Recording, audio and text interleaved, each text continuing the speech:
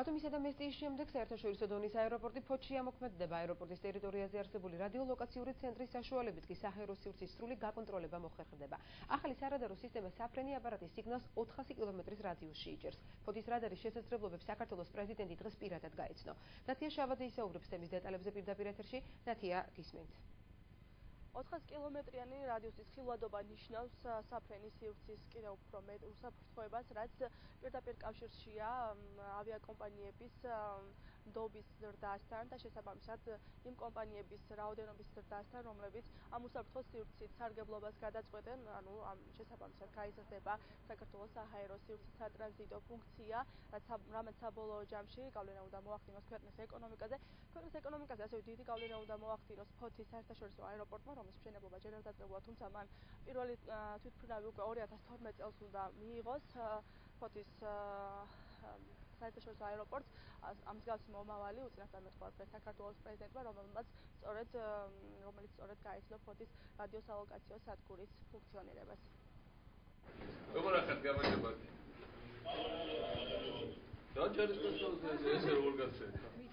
მიხეილ სააკაშვილი ტელეხიდით იმ 16 სტუდენტს ესაუბრება, რომლებიც ტულუზაში ავიამეთვალყურის პროფესიას ეუფლებიან. ისინი ქვეყნის სხვადასხვა რეგიონში შეარჩიეს და სწავლის დასრულების შემდეგ ბათუმის, მესტიისა და ქუთაისის აეროპორტებში გადანაწილდებიან. ტულუზის სამოქალაქო ავიაციის უმაღლესი სკოლა ამ მიმართულებით მსოფლიოში ერთ-ერთი გამორჩეულია. სკოლაში საქაერო ნავიგაციამ ამ დრომდე უკვე მოამზადა 24 ავიამეთვალყურე. შევიძინოთ დიდი განათლება ამ სამოქალაქო ავიაციის უნივერსიტეტში და ჩამოვიდა საქართველოს მომზადებული კადრი, რომ შემდეგში ვერსახუროთ ჩვენ საქართველოს აერონავიაციას. ჩვენ ორი ბათუმელი, ორი ქუთაისელი ხო? ესე ორი ბათუმელი ხართ, ორი ქუთაისელი, კიდე საიდან ხარ? სამი. თბილისიდან. ჩვენ ახლა ორ მნიშვნელოვან აეროპორტის ოპერირებას ვიტყვეთ მომავალ წლიდან, ეს არის ფოთი და ქუთაისი. და ძალიან გვჭირდება კადრები და თანასწორად თქვენ ისეთ საერთო განათლებას აღებთ, რომ ყველა სფეროში გამოდგებით ძალიან, მაგრამ ამ სფეროში განსაკუთრებით გვჭირდება ახლა ხალხი. ტელეხიდი ფოთის აეროპორტში განთავსებულ რადიოსალოკაციო სადგურში შედგა ქვეყნის პრეზიდენტის სადგურის მუშაობის პრინციპით დაინტერესა. სამოქალაქო სარადარო სისტემის მშენებლობა რამდენიმე თვის წინ დაიწყო და აპრილის თვეში დასრულდა. რადარს 400 კილომეტრის რადიუსში ნებისმიერი მფრინავი ობიექტის თანახმა შეუძლია, რაც პირველ რიგში ფრენებს კიდევ უფრო უსაფრთხოს გახდის. ჩვენ ახლა ვიმყოფებით აი აქ ცენტრში, რადარის ცენტრში, დაფარვის რადიუსი გახლავთ 400 კილომეტრი. და ანუ შეგვიძლია კოპიტარიდან ფოთამდე პირდაპირ რამდენი კილომეტრი ხო? კოპიტარიდან ფოთამდე 112. კოპიტარი და შეგვიძლია შევხედოთ იმასაც, რომ ასე იგი ცენტრიდან ჩვენ გვაქვს სრული საქართველოს დაფარვა, ანუ ფოთიდან და რას ნიშნავს ახლა ის, რომ ჩვენ ეს დამატებითი საჰაერო სივრცეს ვაკონტროლებთ? ჩვენ ის რას ნიშნავს, რომ ეს დამატებით შექმნება საშუალება იფრინონ ჩვენ სივრცეში. როდესაც ჩვენ საჰაერო მოძრაობის მეთვალყურეებს გვაქვს იმის საშუალება, რომ დავინახოთ ჩვენი უშუალო საზღვრებს გარეთ მყოფი ტრაფიკი, საჰაერო ტრაფიკი. ანუ ეს გვაძლევს ჩვენ იმის საშუალებას, რომ კიდევ უფრო უკეთესი უსაფრთხოება. ანუ ეკონომიკურად უფრო მნიშვნელოვანი არის, იმიტომ რომ კიდევ უფრო მეტი ტრაფიკი შეიქმნება ჩვენ სივრცეში. ბევრად უფრო მნიშვნელოვანი, იმიტომ რომ ახლა ჩვენ საქართველოს ნებისმიერ წერტილში გვაქვს უკვე 2 რადარის გადაფარვა და ეს უკვე არის ახალი აღმოჩენის სტანდარტი, ანუ mode S-ის შემოყვანა შეიძლება ამითი და ეს უკვე ძალიან დიდი ეკონომიკური პლუსია ავიაკომპანიებისათვის, რაც იფრინონ ჩვენთან უფრო მეტი უსაფრთხოება, უფრო მეტი სტანდარტი. ეს არის პირველ რიგში მომავლის წლის აეროპორტს მოემსახურება, მაგრამ დღეს უკვე ჩართულია ეს არის საერთაშორისო წელში, რომელიც მსოფლიოს ნებისმიერ ავიაკომპანიას შეუძლია უკვე საქართველოში ფრენა. ეს არის სატრანზიტო ფრენებისთვის უმნიშვნელოვანესი რადარი დასავლეთ საქართველოში. ამ რადარის მეშვეობით ჩვენ ვფარავთ 400 კილომეტრიან ზონას, რაც ნიშნავს, რომ ნებისმიერ თვითმფრინავს ამ ზონაში ექნება როგორც უცხოურ თვითმფრინავს ევროპაში დარეგისტრირებულ ან სხვას ექნება საშუალება გადაფრინდეს ამ ზონაში უსაფრთხოდ, იყოს დაცული, რაც ქმნის ბევრად უფრო დიდ მასშტაბს როგორც თვითმფრინავების ამ ზონაში გადაფრენის. ანუ ეს ნიშნავს იმას, რომ ორჯერ სამჯერ გაიზრდება თვითმფრინავების რაოდენობა საქართველოს საჰაერო სივრცეში და ეს ნიშნავს იმას, რომ შემოსავალი შევა როგორც საქართველოს ნავიგაციის ორგანიზაციაში, ასევე თვითონ საქართველოში. საქართველოს პრეზიდენტთან ერთად სამოქალაქო სარადარო ინფრასტრუქტურა საფრანგეთის ტრანსპორტის მინისტრმა საქართველოს საფრანგეთის ელჩმა და ფრანგ ინვესტორთა ჯგუფმა დაათვალიერეს. აღნიშნული პროექტი საქავერო ნავიგაციასთან ერთად სწორედ ფრანგულმა კომპანია Thales Group-მა განახორციელა. ეს პროექტი მათთვის საქართველოში უკვე რიგით მესამეა. ფრანგულმა მხარემ დღეს კიდევ ერთხელ დაადასტურა, რომ საფრანგეთი მხარს უჭერს საქართველოს მოდერნიზაციის პროცესში. ძალიან მნიშვნელოვანია ურთიერთობები, რომელიც ჩვენს ქვეყნებს შორის არსებობს. ეს კავშირი ეკონომიკურ და პოლიტიკურ სფეროს ფარავს. მეგობრულ ურთიერთობებს ჩვენს ქვეყნებს შორის ის ვიზიტიც ადასტურებს, როდესაც სარკოზი საქართველოში ჩამოვიდა. სარკოზის თქვენს პრეზიდენტთან მეგობრული და წარმატებული კონტაქტები აქვს და საფრანგეთი კმაყოფილია იმ ურთიერთობებით, რომელიც ყალიბდება და ღრმავდება ევროკავშირსა და საქართველოს შორის. ჩვენ მხარს ვუჭერთ საქართველოს დამოუკიდებლობას და ტერიტორიულ მთლიანობას იმ საზღვრებში, რომელიც საერთაშორისო დონეზეა აღიარებული. საფრანგეთი ცდილობდა მედიატორის როლი შეესრულებინა 2008 წელს და ამიტომ იყო პრეზიდენტი ჩამოსული. ეს ჩემი მეექვსე ვიზიტია საქართველოში. საფრანგეთში კი ასევე იმყოფებოდა საქართველოს პრეზიდენტი ეკონომიკის მინისტრთან ერთად. ის პოლიტიკური, ეკონომიკური და მეგობრული ურთიერთობები, რომელიც ორ ქვეყანას შორის ღრმავდება, განსაკუთრებულია და მუდამ ვითარდება. საფრანგეთი მხარს უჭერს საქართველოს მოდერნიზაციის პროცესს. გვერდით ვდგავართ და ვაფასებთ იმ შრომას, რომელიც ყველა ვიზიტისას უფრო და უფრო პროგრესირებად იხდება. ეს ძალიან მნიშვნელოვანი დღეა. ჩვენ ვაგრძელებთ ინვესტირებას საქართველოში. აქ დიდი დელეგაციით ჩამოვედით, რომელშიც საქმიანი წრეების წარმომადგენლები არიან. ფრანგ ბიზნესმენთა ჯგუფი, რომელიც დღეს აქ არის, სამომავლო ეკონომიკური ურთიერთობების მყარი გარანტიაა. ის პროექტი, რომელიც დღეს ხორციელდება, არის დასტური ქართველი და ფრანგი ხალხის ერთობლივი შესაძლებლობებისა. დაახლოებით ერთ წელიწადში ფოთის რადარი თავის მთავარ ფუნქციას იტვირთებს. იგი ფოთის საერთაშორისო აეროპორტს მოემსახურება, რომელმაც პირველი თვითმფრინავი 2012 წელს უნდა მიიღოს.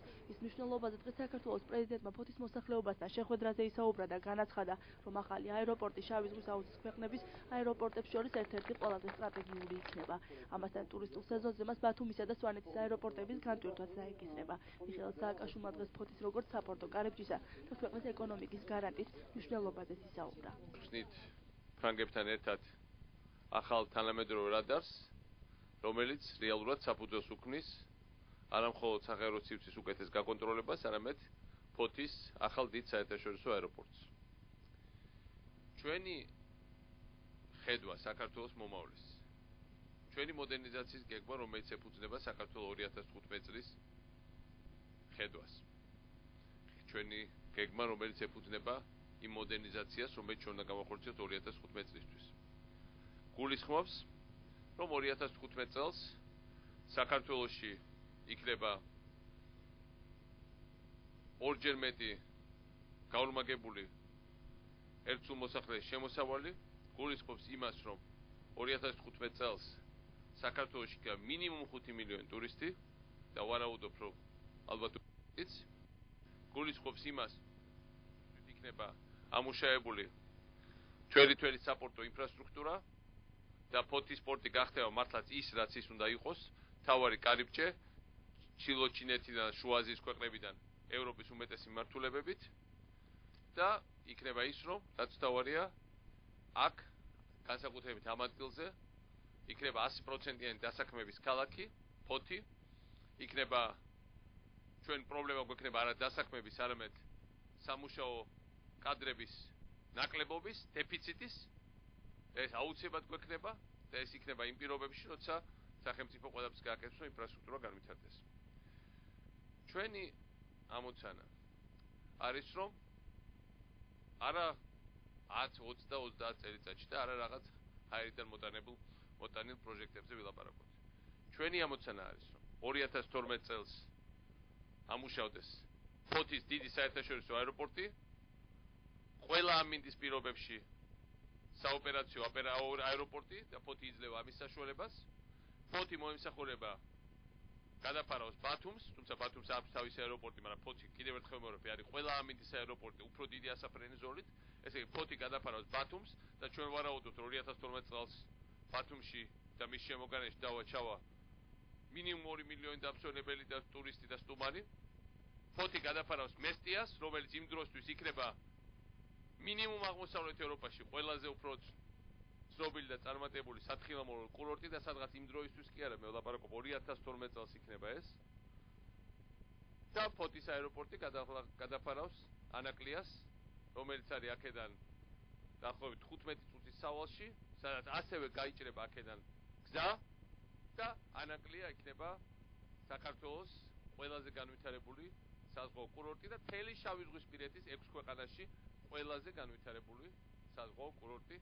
ეს არის ის გამოწვევაც, რომელიც ჩვენ მივიღეთ და რომელსაც ჩვენ აუცილებლად გავაკეთებთ და ეს ყველაფერი იქნება 2012 წელს უკვე მხარად და 2013 წელს საბოლოოდ მთელი ეს კომპლექსი დასრულდება. ამგვარად ფოთის აეროპორტს აქვს სტრატეგიული მნიშვნელობა და ფოთის აეროპორტი ემსახურება მომავლის ქვეყანას შექმნას და საქართველოს არის მომავლის ქვეყანა. უშუალოდ აეროპორტის მშენებლობა მიმდინარე წლის შემოდგომაზე დაიწყება. ფოთის შემდეგ ქუთაისის აეროპორტის განახლებაცაა დაგეგმილი. მიმდინარეობს სამუშაოები რეგიონული ავიაკომპანიის შექმნასთან დაკავშირებით. ამ მიმართულებით ქართული მხარე უკვე აწარმოებს კონსულტაციებს რამდენიმე ევროპულ ავიაკომპანიასთან, რომელთა შორის ერთ-ერთი Air France-ია. საქართველოს საჰაერო ტრანსპორტის სისტემის მოდერნიზება დაიწყო ჯერ თბილისის აეროპორტის, შემდეგ მას მოყვა ბათუმის, მოგვიანებით კი სვანეთის საერთაშორისო აეროპორტი. რამდენიმე წელიწადში მათ უკვე შეუერთდება ფოთის საერთაშორისო აეროპორტი და ქუთაისის აეროპორტი. ფოთის აეროპორტის მშენებლობა დაიწყება შემოდგომაზე კონკრეტულად კი სექტემბერში. ქართულ მხარესთან ამ მიმართულებით აქტიურად თანამშრომლობს ფრანგული მხარე მათ ქართულ მხარეს ეხმარება არა მხოლოდ ტექნიკურ მოდერნიზებაში, არამედ ჩართული ასევე კადრების გადამზადებაშიც.